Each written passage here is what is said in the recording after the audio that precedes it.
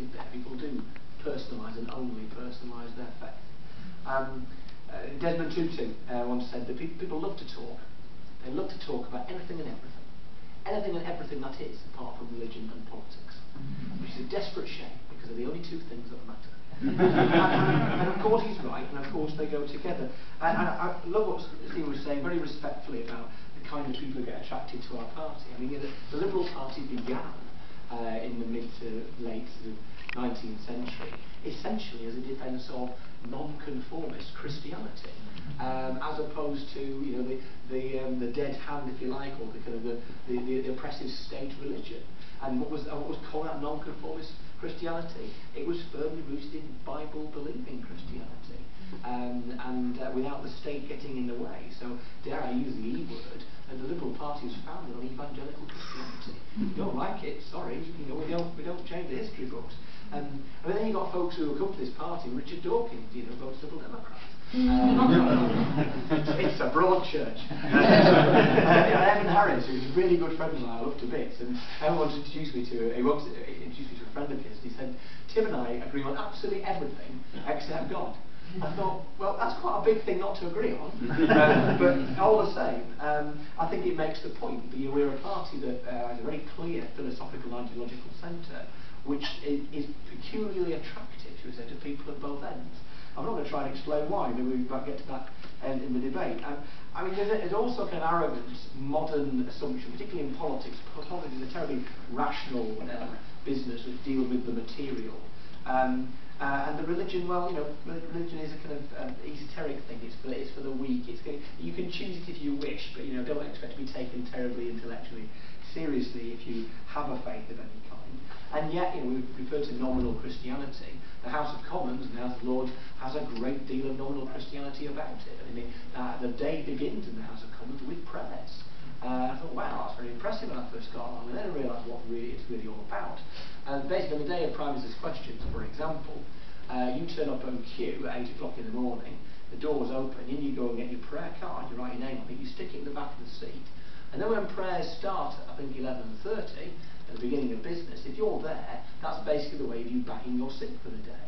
So it's essentially the kind of parliamentary version of the Germans putting the beat town for the so that kind of undermines the thing a little bit. But there you are. I mean, where do Liberals stand out today in terms of our argument towards the apparatus of faith? I mean, a lot of it seems to be about limiting almost the role of faith, and these are things that I'm actually, or at least in terms of institutional sense, it might seem to be so, but I think it's very important in terms of a liberal perspective on faith, in particular Christianity.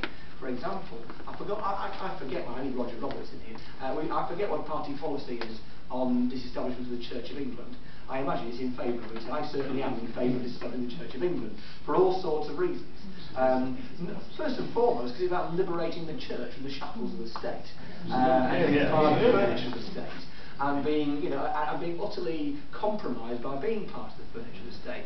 But also, how right is it in a country where the percentage, that's certainly less than 20, I imagine, of the population are practising Christians, that we're forced to be a Christian society? I mean, Stephen rightly pointed out, there are plenty of Christian states out there, not by declaration or imposition, but by uprising. Christianity in China, in India, in South Korea is unbelievably expansionist at the moment, and in some cases, particularly the case of China, in the face of huge oppression. Unbelievable, Christianity, a comfortable religion for middle classes, as if the average Christian is black and poor and oppressed for his or her faith, not some middle class, comfortable oppressor in their own right.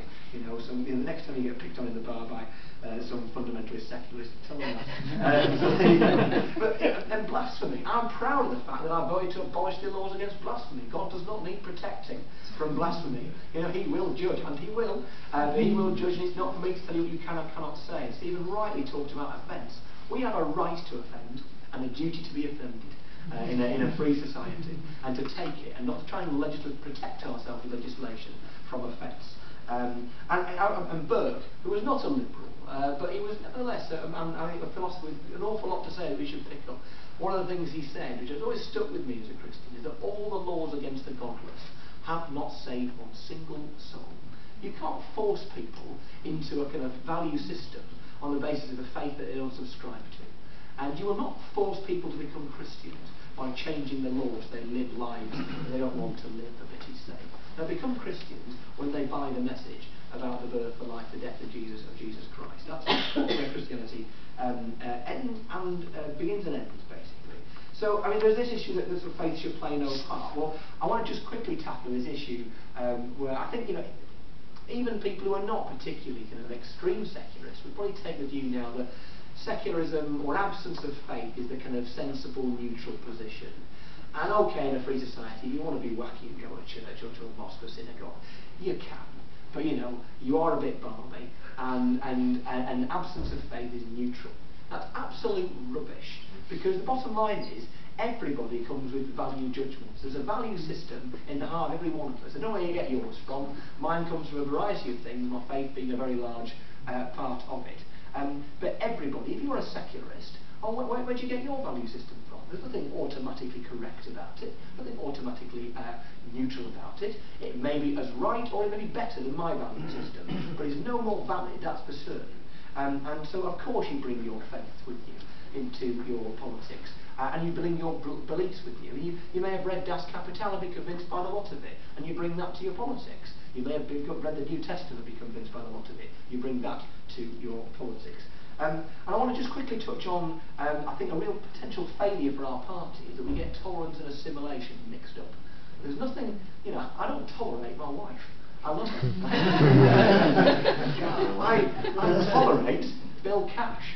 I tolerate, people. I tolerate. Never mind Bill Cash. He's a perfectly pleasant gentleman. I tolerate Nick Griffin. That's what I do. I tolerate people that I don't agree with. In fact, I tolerate people that I find absolutely exceptional in some cases, and people somewhere in between.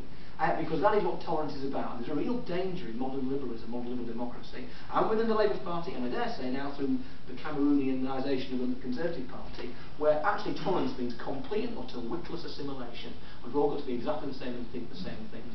Absolute rubbish. That is intellectual suicide, I would contend. I'll finish off with this, really, that people will be out there in the bars tonight, and members of the Liberal Democrats who will say, yeah, be Christians if you want to, but I just don't buy the ideology, I don't buy the morality, it's outdated, it's oppressive. The first thing I'd say two things to that. First of all, are you sure you have understood Christianity? Are you sure you've understood that a faith that is based upon a man who, despite being God, chose to lower himself to the experiences of a mere human being, and experience the most appalling suffering as well? Do you believe, are you appalled and do you feel oppressed by a faith that is underpinned by a demand that we should all be servants of one another, that should be ultimately humble in each other, towards one another, that is based entirely upon equality and equal dignity, and the New Testament document was written at a time where there was absolute inequality, but nevertheless a focus upon equality in dignity and equality of standing before God, and intolerant of exploitation, and utterly intolerant of hypocrisy. Are you sure you've understood Christianity wrong? Because that is the kernel of it in any philosophical sense. The second thing, you're mistaken if you think that Christianity's appeal is entirely based upon philosophy. And I was worried about the God delusion, and then I read it, and then I think, is that it? Is that it? And I've got a lot of time for Dawkins. These are possibly the most informed populariser of science living today. Absolutely fantastic guy. And he's written a piece of work that he wouldn't give himself a 2-2 for if he's being serious. Because if you've not read it, I'll sum up the God delusion in a single sentence. There's no God because, look, there just can't be, don't be silly. And I am a Christian, not actually because I think it's morally right or because I buy the ideology. I'm a Christian because the evidence for Christianity is so unbelievably staggering that if you were to not accept it, or at least investigate it, it would make you the biggest moron on the planet. There are, I don't know any classic scholars here, but you probably know that there are 10 existing manuscript copies of Caesar's accounts of the Gallic Wars. 10. No classics defined in the country doubt the veracity and the reliability of those documents. The oldest of those 10, by the way, is 1,000 years after the original was written. There are not 10, not 11, not 12, not 20, but 21,000 existing manuscript copies of the New Testament documents, the oldest of which being within 40 years of the original. Again, it might not be true, but you're a moron not to at least attempt to try and investigate that. So what I want, by the way, next Lib Dem Christian Forum, I want a session on apologetics, and I want you to invite Dawkins. Because there is this assumption out there that if you are a Christian who committed intellectual suicide, I would contend that the opposite is true. All yours.